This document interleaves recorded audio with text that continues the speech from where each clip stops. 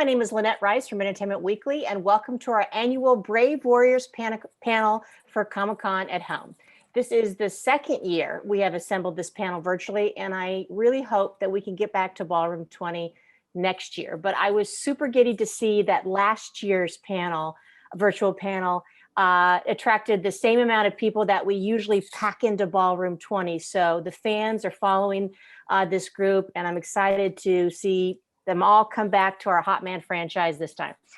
Today, I am super excited because we have narrowed the focus to just 4 warriors, which means we'll hear long, detailed stories about their time in Hollywood, the man behind the heavy, and those awkward stories from their youth, hopefully. Joining me today are Alan Tudyk from Sci-Fi's new comedy, Resident Alien, Nyambi Nyambi from Paramount Plus's The Good Fight, Jamie Hector from Amazon Prime's Bosch, and Clayton Cardenas from FX's Mayans M.C. Welcome, guys. Thank you. Thank you. Thank you for having us. Thank you. Thank you. I got to ask, first off, do any of you know of each other? Have you run into each other in the grocery store before? I mean, anyone know? I know Naomi. Yeah, I know Jamie, you know, from way back in the day, we shared math. Alan, I know from his work, because I love his work. Clayton, I know you from Mayans.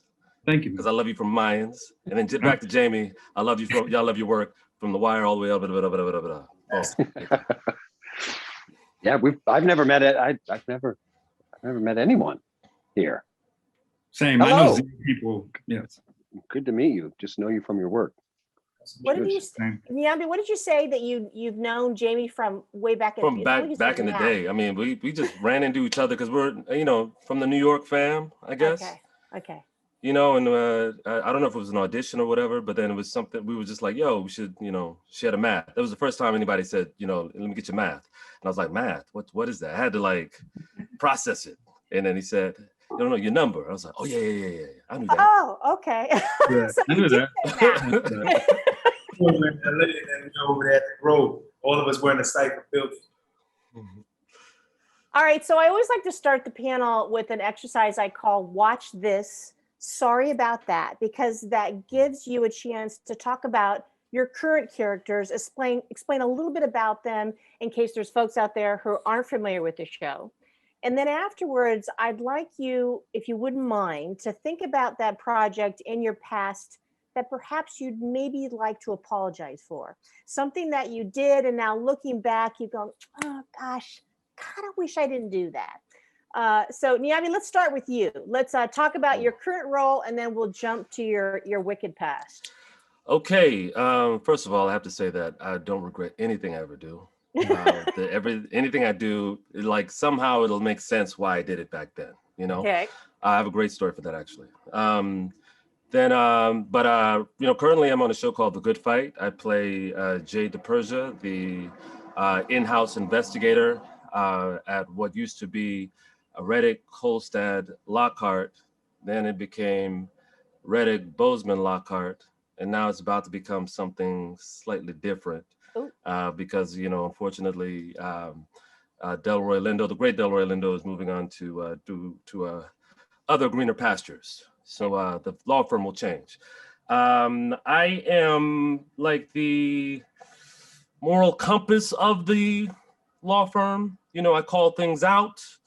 You know, I make sure everything is on the up and up when it comes to our practices.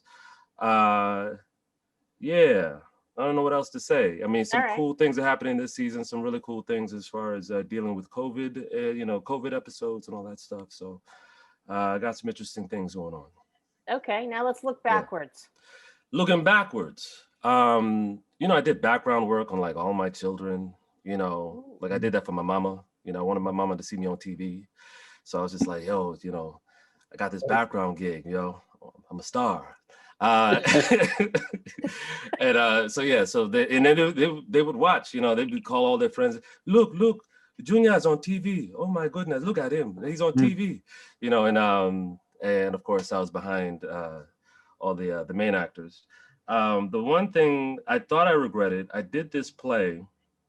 I did The Merchant of Venice at this like synagogue that, not even a synagogue, it was a church, not a synagogue sort of church, but like a you know, like sort of like a Catholic church, whatever. So these guys wanted to put this play on, and we had 3 performances. I was playing the Prince of Morocco, and this is like 2003, and did it. We did the first performance. It was cool. Then the second performance, one of the actors, the lead actor, Shylock's son, decided I'm the one to come in today. And so I guess we had to cancel that production, that show, and then we came back and did the third one. So boom, I was like, why did I do that? That was insane. Then grad school, I auditioned for NYU using the speech from The Prince of Morocco. And the late great Zelda Fishandler was like, tell me about that. And I explained it. I was like, oh, this is what he was trying to do. He was trying to do this, whatever. And she's like, well, I didn't get that. And I was like, well, that's why I'm here, you know? And then she was like, oh, okay. Then I got into school, I got into grad school, did that. And then fast forward, they were auditioning for The Prince of Morocco for Shakespeare in the Park. And I thought they were gonna give it to a star. And I was like, you know what, this is my FU to the public, you know, because they're gonna give it to a star. So then I just did anything and everything to make them laugh and say, take that, because you guys will never hire me. And then they ended up hiring me to do it. And it was the most fun I've ever had on stage. Wow. I really believe, and it was with Al Pacino, it was amazing. Wow. And I really believe if I hadn't done that synagogue church production of The Prince of Morocco, I would never have played him in Shakespeare in the Park. Right. Yeah. Awesome. That's That's nice. really cool. All right, Alan, how about you? Tell us a little bit about Resident Alien. Resident Alien is on Sci-Fi. I play an alien who crash lands on the Earth accidentally. He's just here to drop off a bomb that kills all human life, but he accidentally crashes, and he takes on the identity of a human, this doctor in a small town. He doesn't realize he's a doctor. He just sort of kills this guy and takes over his identity, and then gets pulled into the small town when there's a murder in the small town. They need someone to do the autopsy. And he's learned to be human by watching television, and because he knows nothing about humans. He wasn't supposed to stop by at all. And so it's very funny because he has no sense of what he's doing. And he also thinks he's smarter than everyone because he's an advanced race. There's also a little boy in town who can see through his, we call it so many different things. It's like the manipulation of the atoms around him to where people see him as a human. The little boy can see, it's like 1 in a million can see through that. And there's a little boy in town who can see through it. So he screams every time he sees him. So he's like, I've got to kill that boy. So he's got to kill everyone. He's got to kill the boy, but he really likes pizza. And it's a comedy, yeah. Yeah, it is. It's obviously hilarious. Who doesn't? I mean, you know. Who doesn't want to kill a boy? Okay, right. Yeah, it's yeah. There's a great group of actors in it that make up the cast of the small town. You know, he ends up having romantic relationships, which he has no idea how to pull off. In the beginning, he doesn't even know that you don't eat soap. Like, he doesn't know anything. He's terrible at it. But he's good at solving the murder of this guy. So he ends up, through the first season, we solve the murder of who killed this doctor. All right, so let's go back in your career. Talk to me. Is there something that maybe you'd like to give a second look to? Like, did I make the best decision? You say this is tricky because I can tell you the one movie that I wish I was not in, but not many people know it. And so if I say it now, you can clickety-click and find this thing, and I don't want anybody looking at it. Go ahead, Alan. Go ahead. Yes, I please. will say this. I played a pedophile on CSI. And I would not have agreed to do this, but I had done a pilot for, I'm going to forget her name, who's the showrunner of CSI, the main CSI in Vegas. Carol Mendelson? Carol Mendelson, thank you. Yes. I got Carol, I couldn't remember. Carol Mendelson. So I had done a pilot, this great law pilot that should have gone, that didn't go. And it was one of those like, why in the world? But I needed out of my contract, even though they weren't going to pick it up, the studios, they do a thing where they're like, we don't know, maybe we'll do a mid-season thing. We don't know. We still have him on contract for this amount of time. So he has to turn down all work. You know, you have to clear everything through them because technically you're on contract through the contract. I don't know. So I got a job on a movie called 3:10 to Yuma. And I called Carol Mendelson and said, could you please help me get out of this? They need a couple of signatures from all the head honchos over at Universal. And she said, yes, you can, I'll do that for you. I'm sending a script over today. And that was the script, was me as this pedophile. I just remember sitting out and I was with this little boy in a car. Oh. And we're two little boys in the car. I mean, like 10. And we're at a golf course. And I'm like, tell the one kid, I'm like, hey, every ball you get, I'll give you $1. And he's like, yippee, and jumps out of the car. And then I'm left with this other kid. And he's like, I'm having trouble breathing. And I said, why don't you take off your shirt? And Oh my God. yeah, right.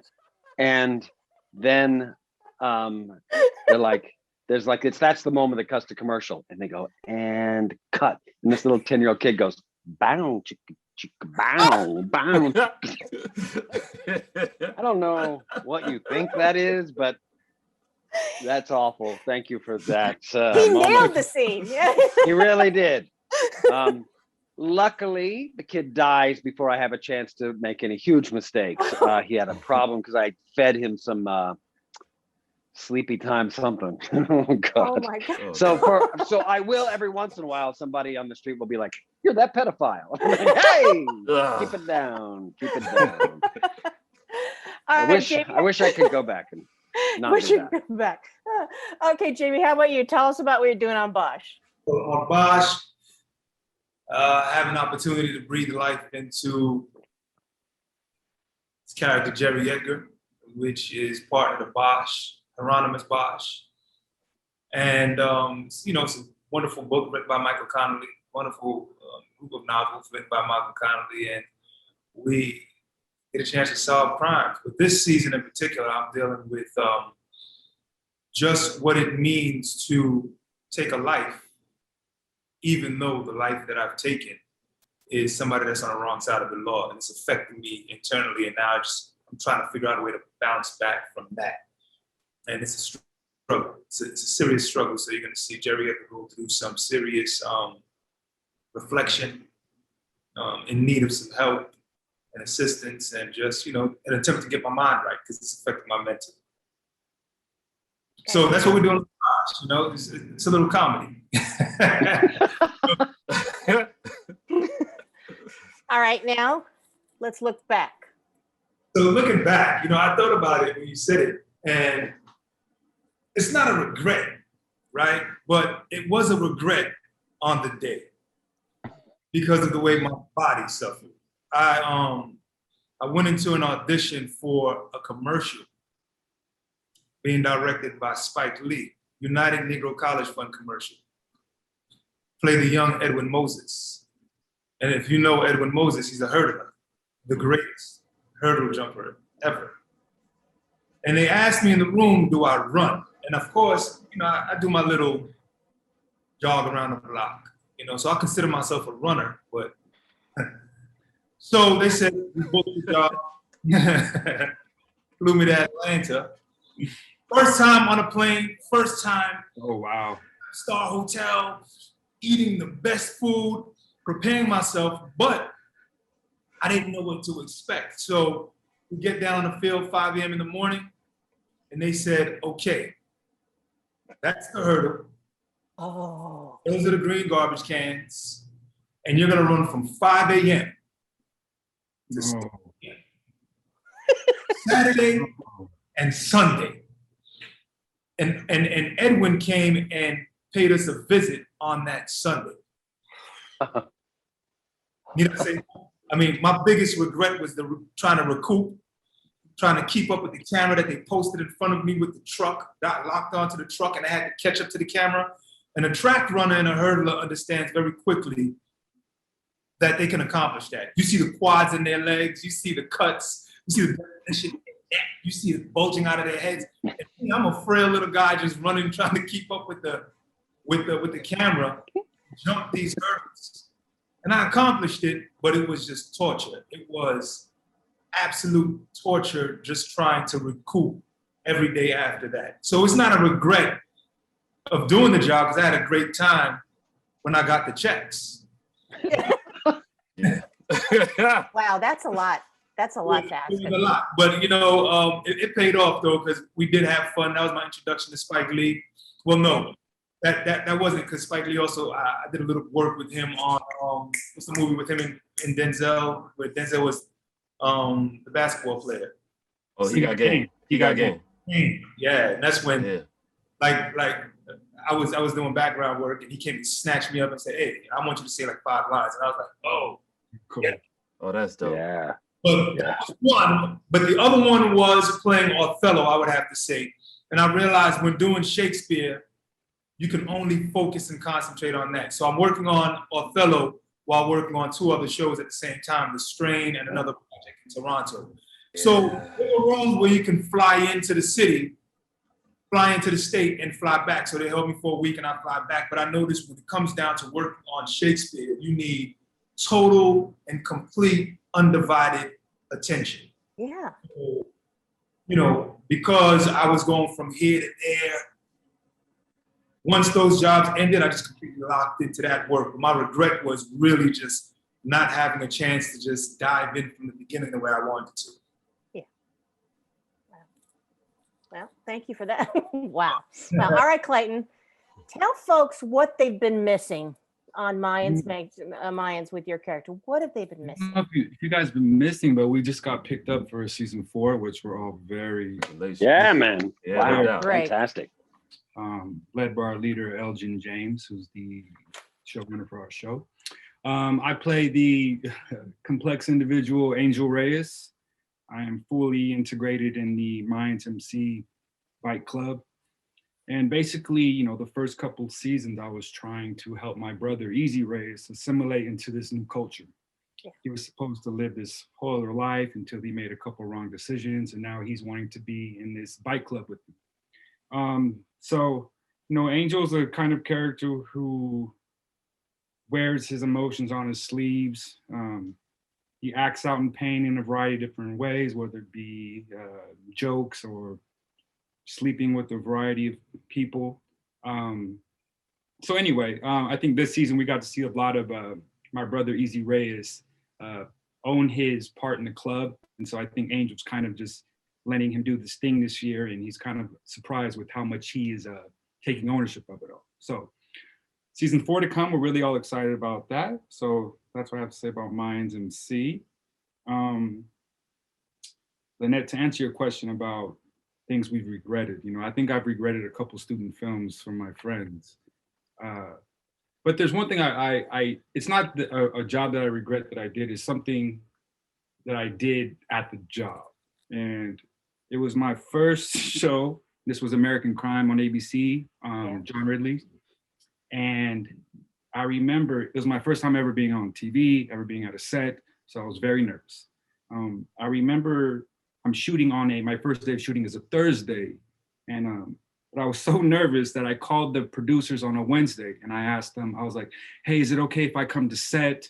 I've never been on a set before. I would just like to learn the lay of the land. And they didn't call me back. They didn't call me back for like 3 or 4 hours. And they ended up finally calling me back. They're like, hey, like, we can't pay you to come. And like, that was the furthest thing from my mind. Like, I just wanted to come and see what was like, how to be on a set. So they eventually let me come and be on the set. And I remember I had no idea what to do. I didn't even know I could go use the restroom. I waited till other people went to use the restroom just to go use the restroom. But I remember there was a scene being shot. And I'm just so green that I'm walking right into the scene, just like I'm just in awe, just watching these people. And I remember the director's like, Like, what the hell are you doing? Like, get out of the set. They're like, what are you even doing here? Like, you don't even shoot till tomorrow. Like, why are you even here? And I just remember being so embarrassed. And I remember that I was just so green and just so new to it all, but it was all so fresh. And that was the one thing I hugely regret ever doing. I was so embarrassed of myself. Everyone's had to have moments like Oh that, God, it was so Awesome. bad. It was so bad. especially when you're first on set. Yes. That's a good one. All right. The pedophile story, though, wow, that really tops it. Okay, so there's so much I want to cover today, and we only have like 15 minutes. So to really expedite the get to know you process, I'm going to ask you a series of very important yes, no questions. And if you don't mind, just raise your hand to say yes, keep it down for no, and this will really help people to understand who you are. All right, so yes or no, do you have a tattoo you regret? Oh, just me? Come on. Yeah. Okay, Yeah, two. yeah. Okay. Dated a co-star. Oh, Alan. Oh. Oh, come on. You got to make that mistake. I mean, I made it early. You and made then it in the early. middle. Okay. And then a little later. All right. Posted a response to a negative review online under a pseudonym. I'll say yeah. All right. Yeah. All right. Caught by police in an embarrassing situation. Alan, you've been around the block. Okay. I'll give you that one too. Yeah. Okay. Yes. All right. Good. Caught by police in any situation. I mean, obviously. I mean, I mean, that's the same. I mean, I guess, yeah. all right. Ever yelled, "Do you know who I am?" Oh. I've definitely yelled, do you know who he is? Oh. Not. I didn't yell it, but I You did didn't? say it one time You did. in a GameStop. Oh, really? When he wouldn't let Wow. me, he wouldn't take my credit card. And he's like, and it was like, I had just come from a Comic-Con and I had been surrounded by nerds and I was in a GameStop and I felt like I was home and I felt like this guy got me. And he was like, I can't give you this game because I don't know that this is you. And I said, don't you know who I am? And it was out of my mouth before I realized, sorry, I was just supposed to raise my hand. But No, that was good. That was good. Have you ever lingered in an area where paparazzi was hanging out? Oh, Took him a bit to process. So that would be a no. Okay. Feigned excitement when a friend of yours got a starring role in a huge movie or TV show. Did you say fame? fake? Feigned excitement. Pretended you were happy. Like, yay, Jamie, yay. Yeah. We got Bosch, yeah. me, All right. yeah, And last, watched yourself a little too long in the mirror while working out at the gym. Oh, I mean, come on now. Yeah. that's why they're there. We're actors. Come on. Exactly. We're vain. Narcissists. Come on. All right, thank you. All right, that helps a lot. All right, now we know it takes a lot of dedication and hard work to become, the tough guy, the warriors, but no one really exits mama's womb, looking like Bruce Willis from Die Hard. So I want you to travel back in time to your youth. If you had to write your own Diary of a Wimpy Kid, what would have been one of your early entries? Let's start with you, Jamie. Oh, one of my early entries, if I had to write back. I love You had that. your own Diary of a Wimpy Kid. I love that book, Diary of a Wimpy Kid. It's one of my daughter's favorite. What would I write?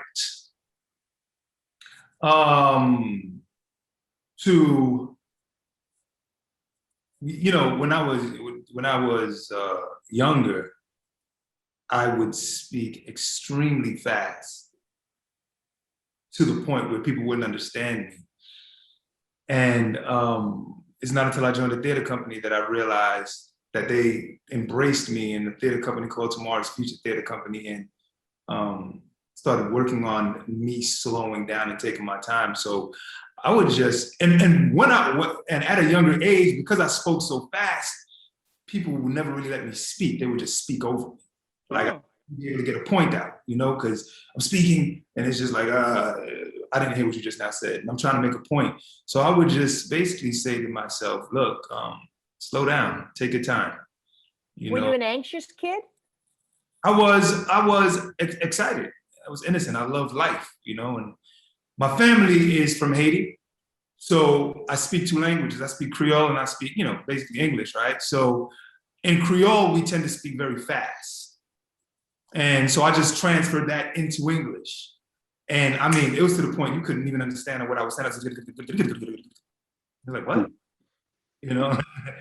So, but then I would just basically write to myself, take your time, slow down, be easy. People will catch up. Clayton, what kind of kid were you? I was a very lonely, quiet boy.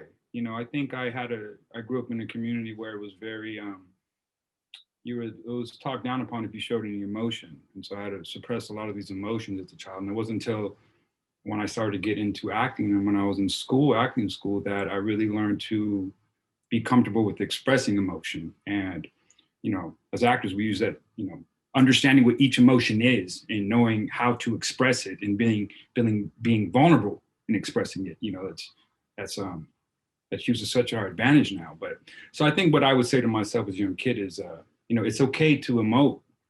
You know, it's okay. And if I were to emote, I wouldn't tell anybody, or I would do it in a quiet room under a pillow, you know. So I think I would be kinder to myself and letting myself express myself more freely. So you weren't a kid who drew a lot of attention to yourself? Not at all. I was very, very shy. I ate alone. I ate away from all the other kids. I stayed at home a lot by myself. You know, there wasn't a lot of talking. I didn't know how to communicate. I didn't know how to express myself. And if I were to communicate, it would be very, very short sentences. It'd be 3-word answers. It'd be hi and bye. You know, I didn't ever feel comfortable with that. I didn't feel comfortable around people. I don't think I really trusted people, you know. Yeah. Clayton, you were that kid who ate alone. I was that kid. That kind of breaks my heart. No, it's okay. It's okay. I'm doing okay now. Yeah, no doubt. I think you're doing okay. You turned out okay. Alan, how about you? I grew up in Texas. I kind of had a target on my back and my front. I was like to be picked on because I was kind of hyper, and I ended up, as school went on, I embraced, like, I was just a weird kid. I don't know. Like by high school, I was coming to school. My friend, her older brother went to Mexico, went to Tijuana, and came back with this huge velvet black and gold sombrero. And I used to wear that to school a lot. I used to dress like the lunch ladies. I would have lunch lady appreciation day like every month. I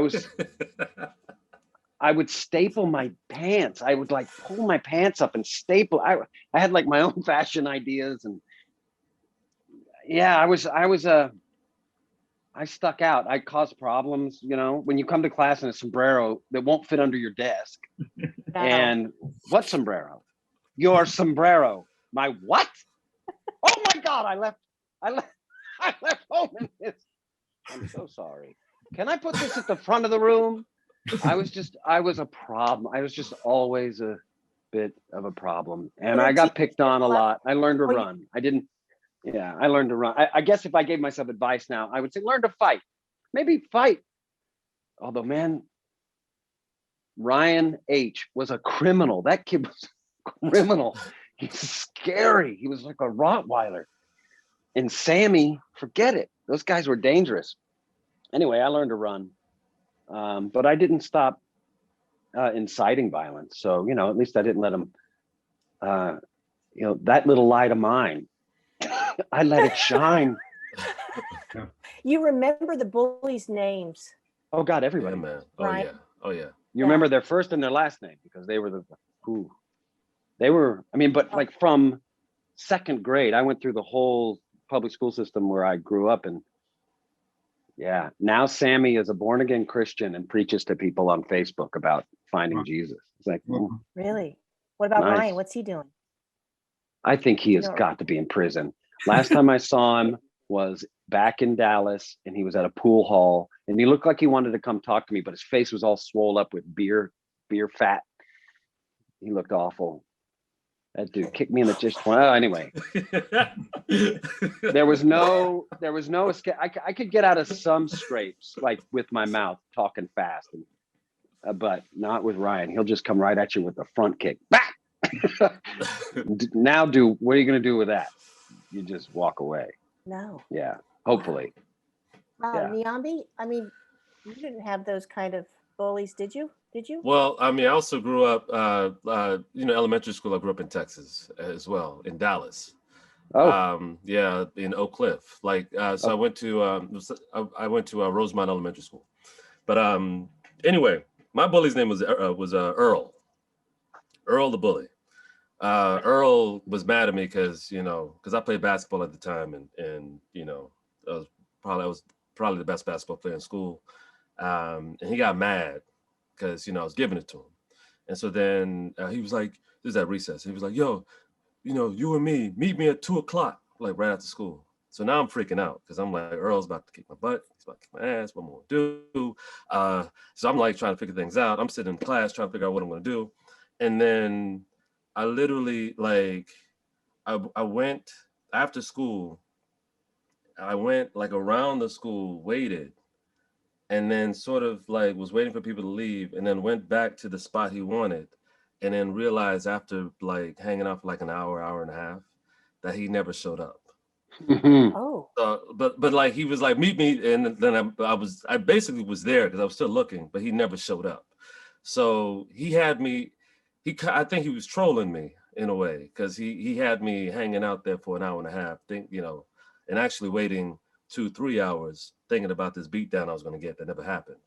And I'm mad that I wasted 3 hours thinking about a beatdown that never happened. I kind of wish I got the beatdown so I could learn from it, But all I learned That's so cool though, man. You showed up. I did show up, but I showed up like by yourself. You showed up by yourself, right? Yeah, I did. But again, Wow. if he was there, trust, I would have run. because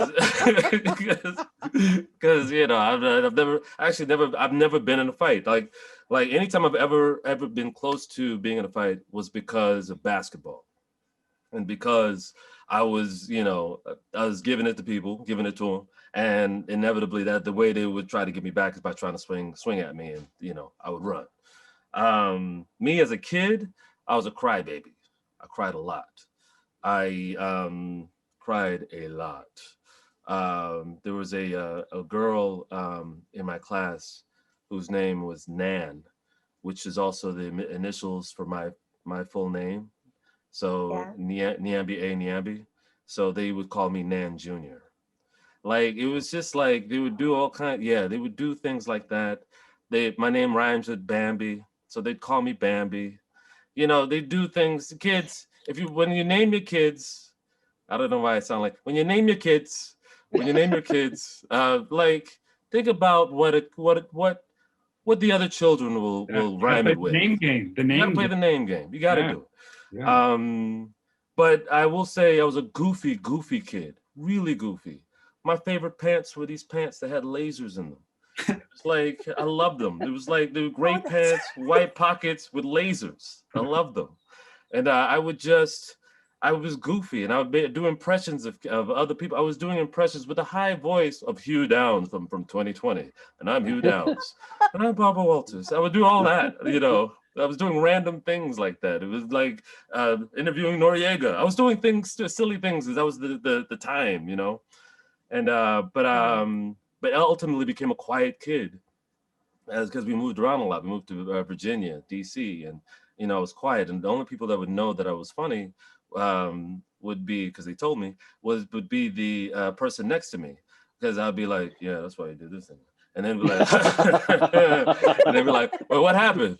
And they're like, nah, Nyambi. And I'm like, but it wasn't until acting class again that I actually was like, boom, it's okay to be goofy. It's okay to be myself. It's okay to, express the emotions and all that, and be completely vulnerable and speak my truth. And if I were to, write a letter, my dissertation to my 8-year-old self, it would be, be goofy, and and if you love it, do it. Because I gave up the trombone because my coach told me I could only play basketball or play the trombone. I couldn't do both. And I know now that that's BS. That, just keep Right. doing it. Right. Vince Carter was the leader of a band. Like, he was a band leader. Like, with the guy Vince Carter, he's a Hall of Famer. Anyway, I could have been a Hall of Famer. That's all I'm saying. Anyway. All right. So when you guys started off in Hollywood, can you remember the headshot process, learning about it? And do you remember, was those first ones kind of awkward? Let me start with you, Clayton. Do you remember having to do very specific poses, very specific outfit? Yeah, I'm so embarrassed. I did the, the classic bad boy with the sleeveless shirt, and at the time, like, I put all this product in my, kind of like I have it now, and I plastered my hair down, and then I had the studious nerd look, and I had the fake glasses and the buttoned up shirt, and then I had the business look. I looked very official, and I thought I looked so cool, and yeah, and I'm still embarrassed of those. And I remember just the looks I was serving in each of them, trying to really portray that. And this is before acting class. This is just me being very naive. And I remember me and my mom, we went to the post office with each of the headshots, and we sent them to all the 3-letter agencies. And I remember we blessed each envelope, and we said, "This is gonna be it." Oh. And, I didn't hear anything from them, so I'm really embarrassed of it. I'm sure they're still floating around the internet. These fans groups, they remind me of them once in a while. You serve them up on social media. So yeah, very embarrassing. But again, you have to go through that process, because if you don't know, nobody else is going to tell you. So you just have to figure it out on your own. Alan, how about you? Any good ones? Any good photos? Not really. No, I mean, my first headshot, when I was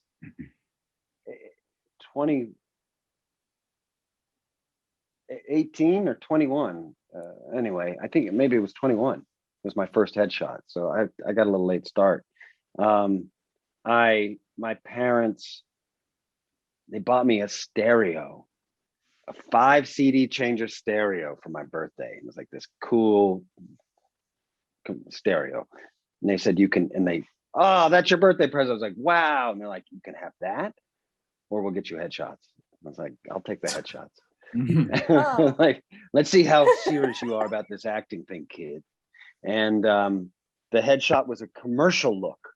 And I remember I wore a sweater and I had a lot of makeup on, and I looked like I was 12, and I'm smiling real big. And because I was living in Dallas at the time, and in Dallas, it's a big commercial. Like, if you live in Dallas, that they shoot a lot of commercials there. And anyway, I still have copies of it. I used to send them out when I got fan letters, send me a headshot. I would always send my 12-year-old looking self, Opie, like Ron Howard from, Opie days, headshot. But that's it. No cool composite work with a headband. It would have been very 80s, so I'm glad I don't have that. Jamie, how about you? Well, to Alan's point, right? Back in the days, headshots were expensive. I mean, it's not like today where you just take 1,000 shots and you can choose 2 and you didn't pay a dime for it, or use your iPhone. Yeah. So any shot you get, especially with someone that's not in the industry, myself, or I don't have anyone in the industry, somebody tells me that they're a photographer, you take that their word is bond, right? I met a guy that told me he was a photographer. He said, "You can come and take some photos." He lived in the Bronx. I lived in Brooklyn. That's like basically going from New York to LA. Nobody in Brooklyn goes there.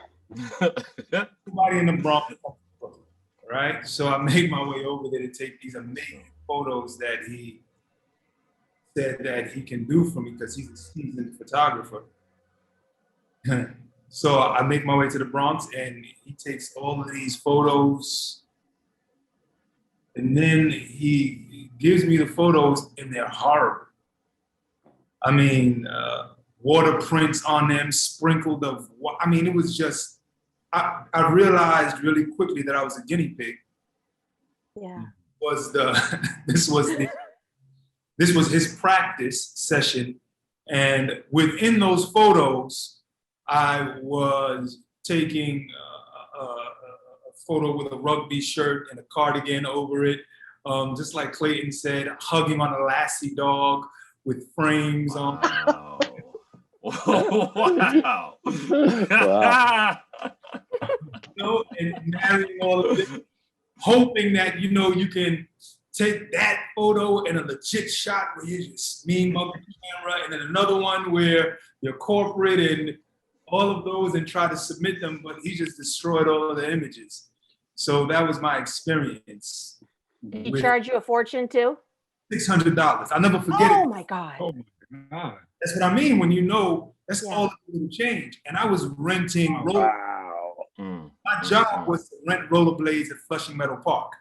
Oh. We would rent rollerblades, and I would run out there and tell somebody your time is up, make my little bit of money, run back, give him $600, and he was a rookie. Wow. Did he apologize for it? Or was he like, yeah? This? Yo, this is fantastic. I don't even know what I'm doing. I know this is horrible. This was trash. Nyambi, do you have a story like that? No, I don't. So you can move on. No, I'm kidding. No, I don't. I actually don't. I mean, I did the gray sweater, even though I should just say sweater because they were all in black and white back then. But it was gray, for people who were wondering. It's a gray sweater I wore. But all I remember when I think back at them, I feel like I was posing as though I didn't give enough love to my neck. Because I found myself like that. Like my neck was just like what when I look back at it, I'm like, what was I doing? Like, you just, give love to the neck. I was just like, and I was like every pose. How should you pose? Show me now. Well, now I just feel like, just confident, Okay. like Old Spice. Think Old Spice, So just before like, were you like down like this, or was Yes, your head down more? I was like this. I was just like, Oh, I see. and then like smile. No smile. It was like the fakest smile ever. I'm like, I don't ever. No, but here's the thing about photos that I think are hilarious to me. Photos, but headshots, the photos we do on our phones with our friends, we pose in ways we never do in life. Right. Like, and they're asking you, no, put the hand on the hip, put the, like this, but I don't stand like that ever. Like, who does that? No, it's good for photos, but it doesn't look. It's just like photos. I haven't nailed them yet. The only thing I've added to photos now are that I squint my eyes, because apparently that makes it, I give the yes. Yeah. Well, there you go. That's nice. It gives it Okay. something. So that's the only thing I've learned in 20 years of taking photos. We should start a class on how to take photos. They should. I still didn't master it myself. Right. Really. Right. I wish. Wow. Okay. All right. So I don't know if you'd be willing to kiss and tell a little bit, but I'm curious about what your life is like on set. And more specifically, can you think back to just the harshest or just the dumbest thing a director ever said to you? The process of working. Let me start with you, Alan. Think back on, was the direction that just didn't work? It's like, what the hell are you talking about, dude? Think about it.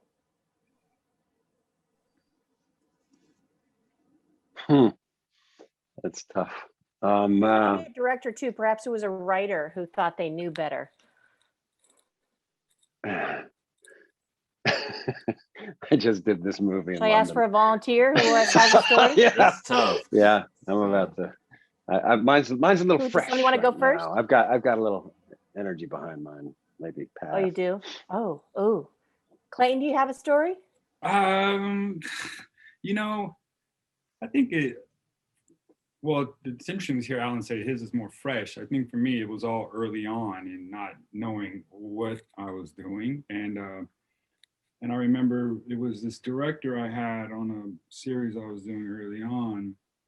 And I had just shot a scene. It was like it was a scene between me and my brother at the time. And she comes up to me, she gives me like the most loving note. Then as she's walking off, I hear her say, "Can we effing find a better actor than this guy right here?" And I just felt mortified, like, because I was like, oh, she just told me I was doing so well. And, you know, it felt endearing when she had touched my cheek. And then to see her walk out and say all that, it was just so deflating. And it shot the hell out of my confidence. And, you know, this was interesting because it was coming from a woman who was an actress. And she was an actor turned director. And I just remember thinking, I was like, oh, hasn't she ever been in my shoes? And that really ruined me. That really ruined my confidence for a while. But to this day, me and her are very good friends now. Shut up. We are very good friends. She is amazing. Really? She's amazing, by the way. I don't want to give her name out. They have 3 kids. Well, did you tell her? I told her the story though. I told her the story. We had a 3-hour-long conversation about it, and she thanked me, and she said, you know, she said I had never been called. She said she had never been called out on anything like that before, and moving forward, she is more conscious of it, and she is killing it right now. She's amazing. Wow. She's a part of a lot of big things right now. So I'm happy to be helpful in that transition to becoming a better director. Right. She definitely made me be more aware of the actual performance I am giving now, you know, regardless of what's being said to me or what's not being said to me. So that was it. That was my director story, embarrassing, whatnot. Anyone else have a story? Want to jump in? I have one now. I have a better one that isn't so fresh. Okay. Dodgeball, in 2004, something like that. Thurber, Ross and Marshall Thurber. You could always interchange his names, the director. I had this scene at the end where I played this pirate the entire time. This guy who thinks he's a pirate playing dodgeball. And then there's this one scene where he shows up as himself. Right. And he's like this vulnerable person. And it's like, I'm not a pirate. And right before the scene, this was Rawson's first movie. And he was a big football player back in college, quarterback. Anyway, right before the scene, he starts a chant. Alan Tudyk, overrated. Alan Tudyk, overrated, And I was like, stop! What are you doing, man? What is the point of that? And he goes, what? What? It's just a joke. I was like, man. Yeah. What a jerk. I'm about to have to be vulnerable in a scene. Don't put me on my heels and shut down by insulting me with a group clapping chant. It wasn't he was an asshole. It was that he didn't understand actors at that time.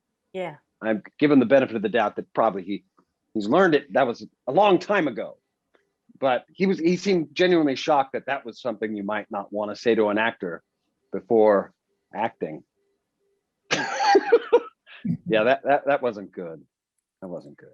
Jamie, Nyambi, do you have a moment you'd like to share, or do you like to pass on this one? No, you know, I have a moment that I would definitely love to share, right? It was a moment more than the director. It was, I would say, the producer. And also with the director, but the producer pushing the agenda. So I'm shooting a film. One of the first films that I got a trailer, I might say, and I was like blown away. So, you know, I was gassed because it was just like, hold on a second, a trailer? So we're on set and they put a squid in me and my character gets shot. So they put a squib on my chest, underneath my clothes, on both sides. So we're shooting the scene and guy runs up. I'm sitting on the steps. A guy runs, I see him, I back up and I run into the building, forgetting that the squib is on me, but realizing the activity. So I have to do all of this. And then he pulls out a gun and he shoots and I throw my hands up and the squib explodes. But I forgot that the squib also had fake blood. The squib explodes, hits my arm, splashes on my neck, and burns the skin off of my neck. Ooh. Right? So I hit the floor And then I'm like, whoa, my neck is burning. And then it knocked the hearing out of my ear, so I couldn't hear anything. It was just like a Wow. I'm on the floor, and I'm like, oh, wait a minute, something's wrong. Am I shot? Did they shoot me? So now the blood is on me, so now I'm really panicking. I'm like, I can't hear you, and I think I'm shot. They come and they pick me up. My neck is burning and it's bleeding. The skin is off. Can't hear anything. All of this goop all over me. And then they said, "You're all right." I said, "But I can't hear you." They said, "But you're okay. Are you okay?" And I was like, "I think I need to go to the hospital. I think I need to go to the hospital. My neck hurts." And then they look at me and said, "Okay, but can you just do one more take?" Yo, Yeah, I've been there. that's And then- Bowfinger. Been there. Here was burning, had all of this stuff on me. I was traumatized, and looked at me and just said, "We just need to catch just this one." Yeah. Did you do it? Did you do that one more take? No, I didn't. I said, "I can't do the shooting again. What do you need?" And they just laid me on the floor. I guess they got the shot with me on the floor. And then after that, it was straight off to the hospital. And I was in Jeez. Harlem Hospital, I think on 135th or something like that, and just sitting there trying to get my neck taken care of and my hearing back. So, Wow. yeah. That's that scene in Bowfinger where Jifferton is running across the highway, and they're like, "Oh my God, that was fabulous! That was great! That was great! Oh my God, I don't want to do it! I don't want to do it!" It's like, "Can you do it one more time?" It's like, oh, yeah, One more take. I was like, damn. Nyambi, do you want to add something to this? I guess I have to now. Listen, okay, so I'm just gonna say his name. He was great. He was amazing. It's just that this always made me laugh when he said it. So Jason Alexander directed an episode of Mike and Molly, Uh-huh. he pulled me aside, to give me a note, and he says, "You know what? You're like Kramer. You have no backstory. You don't have this. You don't have that." And I'm like, wait. I have no backstory. There's a whole first season where you learn everything you need to know about my character. So what do you mean I have no backstory? So anyway, it was just that was one of the things where he was like, "You're like Kramer." So that always stays with me. Jason Alexander saying, And "You're like Kramer. You're like Kramer." And I'm like, "No, I'm Like not." the nanny. You're like Yeah. I'm like, "No, I'm not." you have no backstory. You have no backstory. I'm like, "Well, yes, I do have a backstory." Anyway. I think that's always so disappointing when you have a new director on a different episode and they try to tell you what happened in the last 2 episodes. You're like, well, no, that's not what happened. You obviously did not do your research or whatever. It's always Right. frustrating. That's it. Yeah. Oh, there wasn't more to that, guys. Sorry. Okay. No. It's All right, because fine. you're like Kramer. You had no backstory to that story. Anyway. You're like Memento. Just idiot. You don't remember yesterday. All right. So I know that fans can be a little weird sometimes. Do you have, can you recall a particularly awkward moment with a fan? They said or did something with you that was just kind of weird? I mean, Comic-Con is a great place to find those folks, but I'll start with you, Alan. I mean, any just weird encounter with a fan? No, not really. Although I will say to anyone watching, if you can figure out an actor's home address and you want to send them a letter, don't. Don't. Mhm. That's weird. It Did gets they weird. find you? Alan, did they find you? Did somebody find you? Some people send have you a letter? found me. Some people have found me. Yes, there was a woman who found me, and that was the only weird one. But I don't know what her deal was. I'm glad she stopped, but she would send me letters and things about how we were meant to be together, and like one of those situations. Oh, And she came close to that. She's like, "I'll meet you at your." She came from a different state to meet me at a cafe. And anyway, once I got married, she stopped, which was nice because she was like, one of the letters said that you're not dating anyone. There's nothing online that you're dating anyone. And I didn't respond to anything, and I'm not really public about my private life. But when I got married, it was sort of a thing that we, released as a, hey, guess what? We were very proud of. We were very happy. And then she stopped. That was the weird thing. But I have been recently receiving letters at my house, and It's unsettling, and you won't get what you ask for. Send it to my manager, and you will Right. one day. Mhm. Because I'm So you're not Alan gonna sorry. had sign a my- stalker. Alan had a stalker today. I've had one stalker, but I've been doing this for a long That's time. So crazy. it's great. I've only had one, and you know, Clayton, you I have, was you have a stalker. yeah. Clayton, do you have a stalker? Uh, I think they're just aggressive fans. You know, I don't know if Yeah. it's necessarily a stalker, but I think. Well, I know there's like, you have Instagram accounts that are named, like there's one, I think it's like Clayton's Angels or something. Yeah, you mean- know, it's fun. It's interesting, you know, they love you one day, they hate you the next, you know. So, but I think, you know, I've had two specific experiences. I think when I was still living in this apartment building, season 1 of Mayans, and I started getting knocks at the door asking if I'm Angel the Ray. So right then I learned, like, I have to move. I don't know what's being said, or I don't know who's giving out the information. I think more recently though is there was this one Rite Aid or CVS I used to frequent to get water or whatnot. And I had always run into this same woman. And after 3 or 4 times, I was like, okay, this is interesting. Same time, different days of the week, but she just happened to be there. And she made a joke one day. She's like, oh, you have to buy me ice cream the next time you see me. And I was like, okay, sure. I'm now, fast forward to 2 months later, I'm shooting a pilot in New York, and I'm walking outside the hotel. I'm walking inside the hotel, and she's in the lobby. And right then I know, like, okay, something's wrong. That was the first time I ever felt, you know, I think with fans, we always, you know, it's fun and it's cute, it's endearing sometimes when they want your autograph. But like, that was the first time I had ever felt like, oh, something's off here. This isn't safe anymore. This isn't fun. This isn't endearing whatsoever, you know?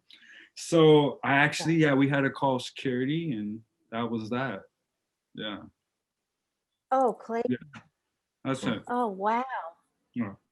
Jamie, did you have an experience like that? Oh, not quite like that, but all I have to say is thank God for online banking. Right. Yeah, you know, it was one of those moments where, you know, you're not just starting off, but you get your first big show. So, you know, you're not making a lot of cash, but the expectations is you're filthy rich. Right. So I go to the bank, and I'm sure all of you probably experienced this. I'm standing at the teller, and I'm like, oh, can I just, you know, deposit that? And she said, sure. Oh my God, that's you. Oh my God, that's you, Jay. Oh! And then all the other tellers come. Oh. At least 4 of them, right? And now they're standing there and they're looking at me. And of course, you know, the next thing that they do is look at your bank account. And then it's just like, what? Bank account. Oh, that's so embarrassing. That's exactly the point, right? It's embarrassing. I'm trying to figure out a way to get out of it. You know, I'm wiping the sweat off, and I'm just like, this is crazy, you know? And moving forward, you know, your online bank now, that's the best thing that could ever came up with. Best thing. Right. Nyambi, do you have an awkward fan encounter? No, because, you know, people know I you know, as far as Comic-Con, I go every year, and I walk the floor every year, and I'm just like, you know, so people by now are just like, oh, that's Nyambi walking the floor. So they, you know, it's not a you know, a big deal. I did have it to where this one like fan was weird about taking photos. Like and then he was like, hey, you know what? I left my phone. He tried to get me with this. I'm like, how you gonna come on? I wasn't born yesterday. He was like, I left my phone. Could you take pictures of us together and then send to me? I was like, nah, bro. Sorry. Come on. I can't do Oh, that. yeah. Sorry. Yeah. Come on, man. Thank God for I think I airdrop. am. You know what I'm saying? I'm not getting no shoot. So anyway, so that happened. But my favorite ones are the ones where I'm mistaken for someone else. Those are my favorites. Because there was one time I was in the airport, and the guy sitting next to me, he's like, I know who you are. I won't tell anyone. Okay. I'm like, thank you. He's like, yeah. So yeah, what are you doing here? What are you doing? And I said, I'm just doing this, whatever. I said, okay, I won't bother you. I'll let you do your thing. He goes back. And then like literally 5 minutes later, he goes, hey man, so like, how do you remember all those dances? I was like, wait a minute, what are you talking about? Who do you think I am? And he says, you're not Twitch from So You Think You Can Dance? Oh, I'm like, no, I'm not Oh. Twitch. Who you think I am? No. Then he goes, Tell me, man. then he goes, yeah, okay. I was like, what? Yeah. And then the other one was I was turning into Warner Brothers Gate 2, turning in to go, to the set of Mike and Molly. I'm turning, and then there are all these One Direction fans outside. They're outside because One Direction is going to be on Ellen. And my window just happened to be down, and so I'm just like, oh, look at all these guys, people anyway. So I'm driving, and I turn, and all of a sudden I hear, oh my God, Tony, oh my God, it's Tony. It was Tony Okumboa was the DJ for Ellen, who's now on the show, Bob Hart's Abishola. But he was the DJ for Ellen. So they're like, Tony, come on, Tony, come on. Oh. And I knew Tony, and so I felt bad because I was like, well, what would Tony do in this situation? Because I don't want to disappoint Tony's fans. So then as I turn, I go, and I wave, and they're like, oh, yeah. And I was like, golly. So now I got to be other people for other people. You know what I'm saying? So anyway, those are my favorites. That was good. All right, we got to wrap it up, but I always like to end the panel with the question about the last brave thing you did. Can you think about the last brave thing that you did in your life? Yeah. Last brave thing that I did. Listen, I don't know if anybody's ever ridden a motorcycle, but riding a motorcycle in a scene and having to hold guns, and I am deathly afraid sometimes, and sometimes you're doing these, these shoots at, 4 a.m. and you're half asleep, and, I kind of have to pat myself on the back after that sometimes, because that is not an easy feat, especially these things are, 1,000-pound hot heated engines, and it's dangerous. You realize in any second that you could one wrong turn, one pothole, one crevasse in the freeway, you can go right or left or front or back, and you don't have any control over it. And it's interesting, they teach you, it's like, if you crash, they say when you crash, that's how these constructors they started. When you crash, just go with they say you're supposed to dress for the glide, not the ride. So you're supposed to wear, you're supposed to dress as if you're going to crash. And then when you crash, you don't try and stop yourself. You just roll and slide. Oh. And so anything where that's the motto, in anything you're doing, ride the crash. That's insane to me. So. Yeah. No, that's a good example. Sorry, I had to get that off my chest. I've been meaning to say that publicly for a long time. That's very brave. I think that's very brave. Jamie, Alan, Twitch, what do you got anything?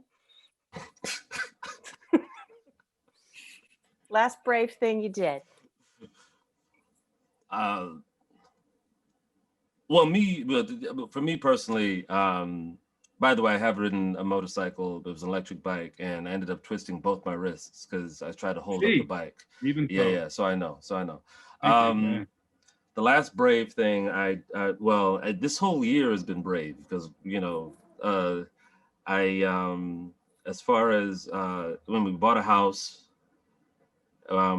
we were getting married, so it's just like a lot of brave things are happening. So I would say, in my personal life, the house, especially buying the house during a pandemic, was really brave.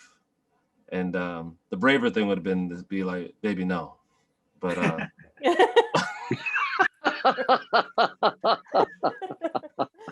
love that. Alan, but I'll settle with that. How about you, Alan? I'm currently spreading wolf urine around my canyon here in Los Angeles. There's a pack of coyotes that live right over here. Ooh. Does that work? It does work? Yeah, that's it. Yeah, but I got to spread it all around. Like I can't just keep it in my yard, in my canyon piece. I got to get up into where they are living. Wow. So I'm getting closer to them. I guess that's kind of brave. I'm not afraid of coyotes in California so much, but Canadian coyotes will mess you up. Be careful in Vancouver. They are aggressive. They're very aggressive. Whoa. They'll bite I you. don't They know, will. handling urine, that's pretty brave. Does it smell, by the way? It stinks. You have to wear gloves or else it'll get on your skin and won't come off for 2 days. Oh my God. Alan, you smell like urine. Right, Yeah. no, wolf urine. Wolf, it's not my urine, it's wolf urine. Wolf Give me a urine. hug. Oh, that's Jamie, how about you? You know, I went to the mall with my family. My wife, sister-in-law, and daughter, son, nephew. And we're in the department store. And I don't know what happened, but everyone started to run. And I mean, seriously, I looked over and I saw a young lady hiding. She jumped over the counter of the register and she was hiding underneath.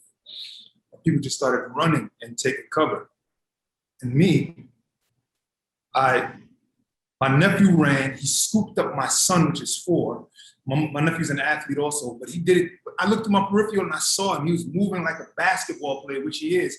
Ran, scooped him up and took off. And I'm in the middle of the department store screaming, everybody calm down, calm. And I literally transferred into Jerry Edgar. Character on Bosch. My wife was like, what are you doing? So she's behind the counter screaming, come here, what are you doing? And I'm screaming in the middle, telling everybody to calm down. And then I'm realizing, what am I doing? There's a potential shootout in the mall, which it wasn't. You know, there was a little something that happened in the eatery area, which trickled down effect, which led everyone to run from there into the department store, and everybody in the department store started assuming that it was a shootout. And me, like an idiot, I'm in the middle of the ground, of the floor, just screaming for everyone to take cover. It's gonna be okay. And then it just dawned on me that I'm not on Bosch. That's hilarious. Yeah. They were all just like, you got to be, what are you, out of your mind? Are you crazy? Wow. But it's a funny thing when you really, you look, it's serious. And I know everybody can attest to this, right? Like, you're playing a character for 7 years. You learn how to shoot. You learn how to, you wear the raid jackets, whatever the character is, and you just do it over and over and over again. You think that you really know what you're doing as that character, right? Which led into me trying to think that I'm doing something brave when I should have just took cover with the rest of the family. It would have been that simple. Absolutely. Well, guys, this has been so much fun. Thank you so much for doing this. Thank you for joining us for this panel. Hopefully we'll all see each other in person someday, some year at Comic-Con. Thank you so much. Welcome. No, Thank you. Thank you.